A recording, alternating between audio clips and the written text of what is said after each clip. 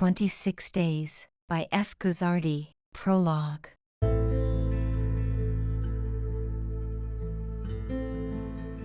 Rome, summer 1969. Angela got out of the taxi at Rome Fiumicino Airport.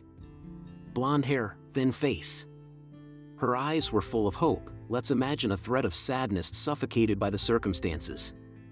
Angela was flying towards a dream that would take her across the ocean, towards the life she wanted to live. Her mother had stayed at home that day. She did not want to participate in the farewell of her rebellious daughter, the one difficult to educate but so easy to love. She was accompanied by her father, who carried her suitcases as if to protect her daughter's life or to guard it until her destination, in what would become her new life. New York seemed like the right destination to start over.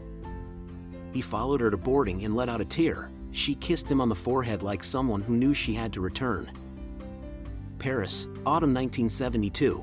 On an autumn afternoon like today, Richard Du Bois, my friend and editor of the newspaper Le Petit Parisien, gave me a book entitled 26 Days. I read it all in one gulp, and it thrilled me that I didn't touch any food during the 24 hours it took to read it. That day, I was in my studio in Paris, and Richard asked me if I was willing to do a French translation.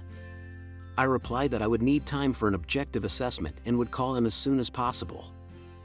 2 years passed since that meeting, but in the meantime, I tried to contact the author of the book that had been written in its first edition in 1949, a certain George Speak. I was hoping at least to find some of his heirs still alive to obtain the necessary publication rights, but my efforts did not have concrete results. So I thought that I would have published it anyway, and that, at the most, I would have paid the rights to those who presented themselves to claim. A year later, I found myself in my bedroom, unable to fall asleep, and I heard a voice coming out of nowhere urging me to leave for New York and that I would meet George Speak there. The rumor repeated for 3 nights in a row, so much so that on the 4th day, with a great leap of faith, I took the first available plane and left for New York.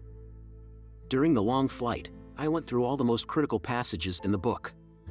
It was a trip to India made by Mr. Speak himself in search of masters of thought. However unrealistic the events seemed, he told them as accurate, and never, not even for a moment, did he let a glimpse of a fictional statement of truth or literary fiction.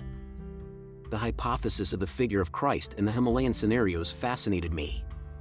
Universal mysticism as a single thought and Buddhist clarity seemed to come from the same matrix, tolerance, and compassion. But the most disturbing trait was that that book had taken on such importance in my life that I could not see anything other than what concerned it. I tried to imagine 3 possible ways of understanding the book: the material test, the test of the witnesses, and the test of the spirit. Pursuing them seemed essential to me, to know their meaning and reliability, even if I considered proof of the heart the main element of study in my investigation. My first evaluation coincided in favor of the veracity of what is narrated in the book, even if some doubts crept into my soul little by little. I also believed that it would take several years to reconstruct the work of the Mr. Speak expedition. The masters he met during his journey were located in vast territories covering many of India, Tibet, China, and Persia. I discovered that the mission also involved men of science who had devoted long years to research work.